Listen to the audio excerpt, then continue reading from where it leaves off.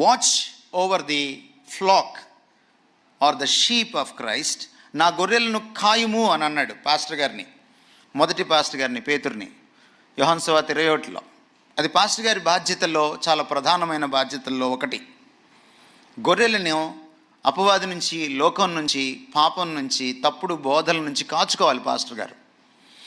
అందుకని మీ పాస్టర్ గారు కొన్ని విషయాల్లో చాలా గట్టిగా ఉండడం మీరు చూసి ఉంటారు. కారణం అదే.